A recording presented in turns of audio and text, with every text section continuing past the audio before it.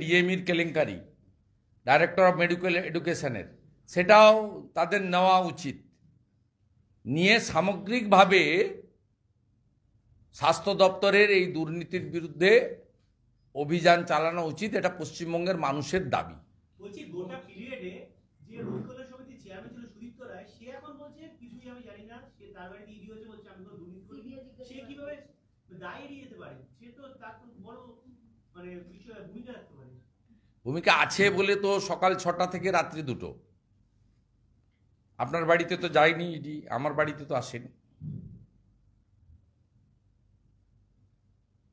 আমি আগের দিনই বলেছি যিনি এই দুর্নীতিতে উনি জড়িয়ে গেছিলেন, এই দুর্নীতিতে উনি অংশগ্রহণ করেছেন এবং তার সুফল নিশ্চয়ই কিছু পেয়েছেন, বাকিটা আর আমি এখানে বলতে চাইছি না। অতএব উনি দুর্নীতি করেননি, ঠিকঠাক ছিলেন।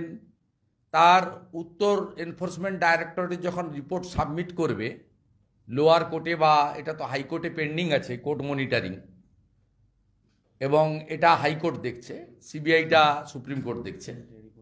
হ্যাঁ, অতএব এটাতে যা যা হয়েছে তার স্ট্যাটাস রিপোর্টে হবে। এবং যিনি মূল কমপ্লেনার ডাক্তার আক্তার আলী মাননীয়, তার যিনি লয়ার আছে তরুণজ্যোতি তিওয়ারি, পার্টি অফিসও নয়, হাইকোর্টের গেটে তার কাছ থেকে জেনে নিতে পারবেন। তিনি প্রফেশনাল লয়ার হিসেবে সেখানে আপনাদের সাহায্য করতে পারেন। তাছাড়া সোশ্যাল মিডিয়াতেও তরুণ খুব অ্যাক্টিভ থাকে। তিনি যখন যখন যেটা হন অথেন্টিক এবং মিনিংফুল, তিনি সেটা সোশ্যাল মিডিয়া প্ল্যাটফর্মে আনেন, তাতে আপনারা কালেক্ট করেন, আমরাও দেখি। আইএমএ বেঙ্গল একটা দারুণ তথ্য দিচ্ছে, বলছে ডক্টর সুশান্ত রায়, ডক্টর তাপস চক্রবর্তী এবং ডক্টর কৌশিক বিশ্বাস ওয়েস্ট বেঙ্গল মেডিকেল কাউন্সিল থেকে প্রতি মাসে এই তিনি টাকা নিতেন প্রায় 50,000 টাকা, যেটা সম্পূর্ণভাবে ইনলিগাল। ও সামান্য, ওদের হাতের ময়লা। কোটি কোটি টাকা নিয়েছে, কোটি কোটি টাকা লুট করেছে। আপনার অভিযোগ অনুযায়ী 5/4/2024 টালাতে একটা মামলা হয়েছিল, যেটা ঘোষা সাব ইন্সপেক্টর ঘোষা তদন্ত করে সন্দীপ ঘোষকে ক্লিন চিট দিয়েছে। এই অফিসার মামলা থানা করেনি। এখন যেমন বিএনএসে এফআইআর ম্যান্ডেটারি এবং যাওয়ার দরকার নেই, আপনি মেলে যদি পাঠান সেটাও তাকে এফআইআর করতে হবে ভারতীয় ন্যায় সংহিতাতে।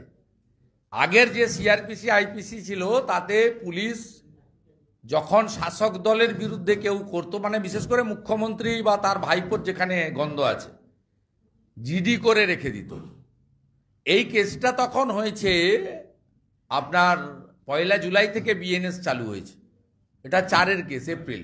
এটা শিয়ালদা কোর্ট থেকে এফআইআর করা হয়েছিল, তার ফলে কোর্টকে রিপোর্ট দিতে হয়েছে। আমাদের টালা থানার যিনি ওসি ছিলেন তিনি একজনকে আইও নিয়োগ করেছেন, এসআইকে। এসআই নিজের মতো করে স্বাস্থ্যমন্ত্রীর আশীর্বাদ পুষ্ট ডক্টর শ্যামাপ্রসাদ পদ দাসের কার্যত পুত্র সম ডাক্তার সন্দীপ ঘোষ, তার পক্ষে তো রিপোর্ট দেবেনি। বিনীত গোয়েল তো আছে, তখন ছিল, অতএব উপায় নেই, এফআইআরটি করেছে, ফাইনাল রিপোর্ট করেছে। এই অফিসারের বিরুদ্ধে কি তদন্ত চাইবেন আপনারা? এই অফিসারের বিরুদ্ধে যিনি এই ক্লিন চিট দিলেন সন্দীপ ঘোষকে? না না, এটা তো কিসের বিনিময়ে ক্লিন চিট দিয়েছে তদন্তকারী সংস্থা দেখবে। তদন্তকারী সংস্থার যদি কোথাও শিথিলতা, দুর্বলতা বা কাউকে বাঁচানোর চেষ্টা করে, তাহলে তো কোর্ট খোলা আছে। ইতিমধ্যে মূল মামলা ডাক্তার আক্তার আলীর, এটা কলকাতা হাইকোর্টের মাননীয় বিচারপতির নির্দেশে হচ্ছে, এবং এই ইডি ইনভেস্টিগেশন, সিবিআই ইনভেস্টিগেশন আটকানোর জন্য মাননীয় সন্দীপ ঘোষের পরিবার সুপ্রিম কোর্টে গেছিল। সুপ্রিম কোর্টের চিফ জাস্টিস সেটা সাইড করে দিয়েছে। স্বাভাবিকভাবে যাওয়ার তো কোনো জায়গা নেই। আর তদন্তকারী সংস্থাও তাদের দায়বদ্ধতা কোর্টে এবং মানুষের কাছে থাকবে, আমাদেরও নজর থাকবে। हिंदी बाद में हाँ?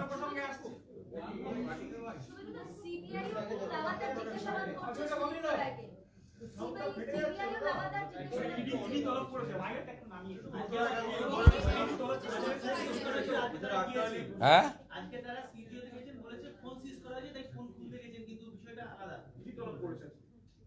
কে বলেছে?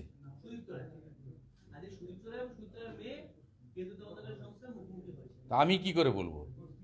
যারা জিজ্ঞাসা করেছেন আর যিনি গেছেন তারাই বলতে পারবে। আমি তো সিবিআই বা ইডির নিয়ে বসিনি, ব্রিফ নিয়ে বসিনি। थोड़ा नेशनल मीडिया में हिंदी में ब्रीफ कर देंगे। मैं एलिगेशंस आ रहे हैं हेल्थ सेक्रेटरी निगम के खिलाफ और ये अरे हिंदी এই যে কাগজগুলো দিতে হবে, আমি বাংলাটা শেষ স্ক্যান করা আছে। মুখ্যমন্ত্রী বন্যা পরিদর্শনে গিয়ে কেন্দ্র এবং ডিবিসি কে পুরো দায়ী করে বলেছেন ডিবিসির সঙ্গে সমস্ত সম্পর্ক তিনি ছিন্ন করবেন। মামার বাড়ি নাকি ওনার? ওনার এটা মামার বাড়ি নাকি? উনি চাইলেই ছিন্ন করতে পারবেন নাকি? ওনার তো লজ্জা থাকা উচিত। ডিবিসি 4 টাকা 20-তে বিদ্যুৎ দেয়, দুর্গাপুরের লোকেরা পায়, আসানসোলের লোকেরা পায়, আর গোটা রাজ্যে গ্রামীণ এলাকাতে বা আপনার সিএসসি এলাকার বাইরে মিনিমাম ডোমেস্টিক 6 টাকা, এখানে তো 8 টাকা কলকাতায়। আর উনার এসব বলার মানে কি? উনি তো কনসেন্ট দিয়েছেন, উনি কনসেন্ট দিয়েছেন। আমি আপনাকে তথ্য দিয়ে এখানে বলে দিতে পারি, DVRRCC বলে একটা কমিটি আছে। All releases are as advised by the Damodar Valley Reservoir Regulation Committee, DVRCC, which is representatives from Government of West Bengal, Government of Jharkhand, Central Water Commission, Member Secretary and from DBC. এবং একেবারে ডিবিসির যে বাঁধ তার পুরো overload হওয়ার অবস্থায় তারা release করেছেন এবং পশ্চিমবঙ্গ সরকারকে তারা ওয়েল অ্যাওয়ার করেছেন প্রপারলি। একেবারে তথ্যসহ আপনাদের কাছে আমি দিতে পারি।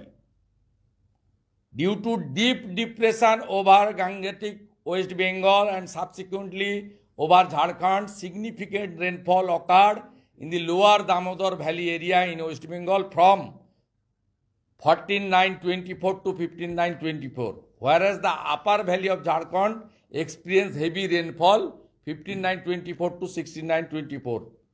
On rainfall image is from 17/9/2024 বন্ধ হয়ে গেছে। এবং পশ্চিমবঙ্গ সরকারকে all the above flood release advice from Maithon and Pancheth Dam 14/9/2024